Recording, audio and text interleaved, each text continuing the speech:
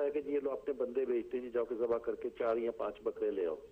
اس کے علاوہ میں نے ایک اپنا بیگ صاحب اللہ ان کو سلامت رکھے ایک سوال کرنا ہے. ابھی انہوں نے کہا جی ہم مسلمان ہیں اور ہمیں چاہیے کہ مسلمان اگر ہمیں کہے کہ بھی حلال ہے تو ہم اس پہ اعتماد کر لیں. میرا ان سے سوال ہے کہ وینزلو روڈ پہ بہت سے مسلمانوں کے ریسٹورنٹ ہیں جو شراب بیچتے ہیں. تو جو شراب بیچتے ہیں کیا وہ یہ اہلیت رکھتے ہیں کہ ہمیں حلال گوشت کھلائیں گے؟ وہ جن کو پتا ہے کہ ہم آگے پہلے ہی ایک چیز حرام بیچ رہے ہیں تو وہ گوشت جو ہوگا کیا اس میں ہم ان پہ ایمان لے آئیں کہ ان پہ یقین کر لیں کہ یہ لوگ جو شراب بیچ رہے ہیں ہمیں حلال گوشت کھلاتے ہوں گے؟ یہ 2 چیزیں ذرا قابل غور طلب ہیں. بالکل. تھینک یو خواجہ صاحب, تھینک یو ویری مچ. اچھا دیکھ صاحب اب آتے ہیں اپنے کریٹیکل ٹاپک کی طرف, اور میرے پاس ایک فلم بھی ہے, میرے خیال میں 16 منٹ کی ہے, وہ بھی ہم نے دیکھنی ہے. HMC کیا ہے, کس نے بنائی ہے یہ حلال مانیٹرنگ کمیٹی؟ دیکھیے سمینہ, میں مرکزی جماعت اہل سنت میں اس کا فاؤنڈر پریزیڈنٹ سیکریٹری جنرل ہوں. 1979 میں ہم نے یہ جماعت بنائی. اب 31 ایئر سے ہم اس پلیٹ فارم پر کام کر رہے ہیں اہل سنت کے لیے, اور ظاہر ہے کہ ہم الحمدللہ پورے ملکی حالات سے ہر وقت باخبر رہتے ہیں, اخبارات پڑھتے رہتے ہیں, دیکھتے رہتے ہیں, نیوز دیکھتے رہتے ہیں. ہماری ذمہ داری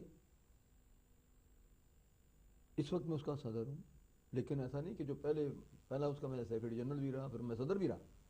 اپنی ذمہ داریاں تھیں ہمارے ان چیزوں پر نظر رکھنے کی. اس کے بعد بھی جو ہم خود ہی بیٹھ کے صدر سیکریٹری بناتے رہے اور چلتی رہی جماعت. اس تھرو آؤٹ میرے 31 ایئرس میں ہمیں کسی نے رابطہ نہیں کیا, کسی نے ہمیں نہیں بتایا, ہمیں کسی کا پتہ ہی نہیں کہ اس نام کی کوئی آرگنائزیشن بھی وجود میں آ رہی. ایک برٹش مسلم فورم ہے جو مرکزی جماعت اہل سنت, اگرچہ دعویٰ ہمارا کہ سب سے پرانی سب سے بڑی جماعت ہے 31 ایئرس, اور بڑی متحرک ہے. 29 ہمارے ٹرسٹیز ہیں, اتنی بڑی جماعت علماء ہیں اور سارے پورے ملک سے ہیں. لیکن اس سے بھی ایک بڑی جماعت ہے جس میں ساری جماعتیں جو اہل سنت اس میں جمع ہے, اس کا نام ہے برٹش مسلم فورم. میں اس کا 2 سال وائس چیئرمین رہا اور باخبر وائس چیئرمین تھا. ایسا نہیں تھا کہ میں سلیپنگ وائس چیئرمین تھا, اور اس کے لیے مجھے بہت ورک کرنا پڑتا تھا. ہماری میٹنگ ہوتی تھی اس وقت بھی. 2 سال میں ہم نے اس نام کے جو بنائی گئی, کسی نے ہمیں کنسلٹ نہیں کیا, نہ کسی کو پتا, نہ کسی کا آتا. اب میں اس کا چیئرمین. اس سے بھی اوپر بڑی جماعت ہے جس کو ہم مناب کہتے ہیں, mask and imams national advisory board. کام ہی اس کا ایڈوائزری, اور یہ اس سے بڑی اس لیے ہے کہ اس میں ہم جیسے میں نے کہا ہم سنی ہیں, اس میں تمام عقیدوں کے لوگ شامل ہیں. ٹھیک, مختلف عقائد کے لوگ بہت, یعنی ظاہر ہے جتنے بھی. اور وہاں بھی آپ نے HMC کا نام کبھی نہیں سنا, کبھی یہ نام آئے ہی نہیں. یہ اصل میں, اور بہت بڑی بات, بہت بڑی, جس اس میں میں بتاؤں, جیسے ہمارے میں نے بتایا برٹش مسلم فورم ہے, اس میں MCB ہے, مسلم کونسل آف بریٹن ہے, بہت پرانی, وہ بھی ایک نیشنل لیول کی آرگنائزیشن ہے. اس میں مسلم ایسوسیشن آف بریٹن وہ ہے, اس میں ہم نے ان کے پاس سب یہ نام نہیں سنا. شیعہ کی تنظیم ہے الخوئی فاؤنڈیشن. تو اس طرح سے ہم 4 مل کر ہم نے میناب بنائی ہے. کبھی ہم نے اس کا نام نہ سنا, نہ کبھی ہمارے ٹیبل پر اس نام کی کوئی آرگنائزیشن آئی ہے. اصل میں ہوتا یہ ہے کہ حکومت کے پاس مختلف طرح کے فنڈز ہوتے ہیں, پرٹیکولرلی لاسٹ جو ہمارے پاس 7-8 سال رہے ہیں لیبر پارٹی میں, تو لیبر پارٹی میں بہت سارے لوگوں نے جو community and local government ministry ہے اس کے اندر انہوں نے کافی سارے سراغ لگا لیے ہوئے ہیں, اور وہاں سے مختلف تنظیمیں بنا کے, جیلی تنظیمیں بنا کے وہ وہاں سے پیسہ کھینچتے ہیں.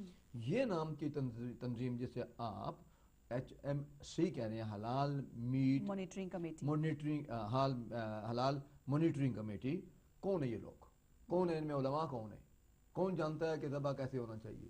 یہ ان لوگوں نے خود بنائی, حکومت کی آنکھوں میں انہوں نے مٹی ڈالی اور لوگوں کو پیسے بٹورنے کا ایک طریقہ کر لیا. میں بڑا ذمہ دار آدمی, میں نے بتایا میں اس وقت مرکزی جماعت اہل سنت کا بھی صدر ہوں, برٹش مسلم فورم کا چیئرمین ہوں, اور مناب کا میں وائس چیئرمین ہوں. لیکن ہمارے یہاں اس کا کسی بھی عالم دین کو ہوتا پتہ نہیں ہے. اندر سے ان لوگوں نے مل کے حکومت کے ساتھ کر کے بنا کے تو یہ کرنا شروع کر دیا. کل ان کے خلاف کوئی آدمی اگر رپورٹ کر دے گا, کہہ دے گا کہ یہ ہم سے آرام کھا رہے ہیں, ہم سے پیسے لے رہے ہیں, دس از اللیگل. یہ کمپلینٹ, ابھی میں آپ کو جو ویڈیو دکھا دوں اس میں کمپلینٹ ہے یہ کہ جس 2500 پاؤنڈ لے رہے ہیں وہ 1 مہینے کا ایک سلاٹر ہاؤس سے, जहाँ पर ज़िबा किया जाता है कि जी 2500 हमारी फ़ीस है, हम आपको ये सर्टिफिकेट देंगे। और एक साहब जिन्होंने हमें इंटरव्यू दिया था वो भाग गए वहाँ से, उन्होंने कहा नहीं जी मेरा 60-70 हज़ार पाउंड मार्केट में फंसा हुआ है, अगर हलाल HMC वाले मुझसे सर्टिफिकेट ले लेंगे, मैंने उनके खिलाफ बात की तो मेरे वो पैसे जो हैं वो डूब जाएंगे, और उन्होंने डर के मारे बात नहीं की, लेकिन अब मेरे ख्याल में खुलेंगे वो बाद में। आपने कभी HMC का नाम सुना या आपको कुछ पता है हलाल मॉनिटरिंग कमेटी के मैंने हवाले नहीं से? सुना, बिल्कुल कोई नहीं सुना। और इस शोबे के साथ जितने भी लोग हैं मुनसलिक, कभी उन्होंने नहीं बताया ऐसा कोई है। और फिर जैसा कि पहले कॉलर ने बड़ा अच्छा सवाल किया कि ये तो हमारे साथ है ही कि हम हलाल मीट वाले जो कहते हैं कि हमारे पास हलाल मीट है, उनकी ज़बान पर एतबार कर लेते हैं, लेकिन दिल में इत्मीनान नहीं आता। इसलिए कि हम बहुत सारे लोगों के ऐसे हालात देखते हैं, वो अपने रेस्टोरेंट पर शराब बेचते हैं, वो बहुत सारे और ऐसे काम करते रहते हैं, कोई मुख्तलिफ उनके बारे में शिकायत होती है, इस तरह इनके बारे में भी शिकायत होती रहती है। जब भी ईद का मौका आता है और इनके पास गोश्त कम पड़ जाता है तो उस वक्त फौरन कहीं से गोश्त मुहैया कर लेते हैं। और वो पता नहीं आपको कहाँ से कोई आया, पता उसके ऊपर नहीं। HMC का ठप्पा है या नहीं, ठप्पा है ये। ठीक है दुकान में तो HMC का सर्टिफिकेट लगा है, लेकिन जब आपके पास गोश्त खत्म हो गया, आप कहीं और से ला रहे हैं तो उसके ऊपर तो HMC का सर्टिफिकेट नहीं है। वो कौन देखता है, क्या HMC उसको देख। अच्छा एक कॉलर मेरे साथ है, शमीम है जी। अस्सलाम वालेकुम शमीम।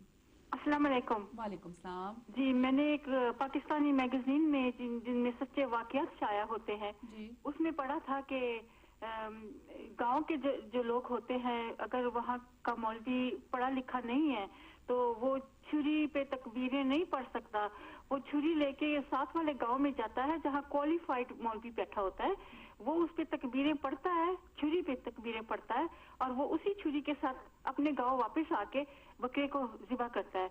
क्या ये जायज चीज है?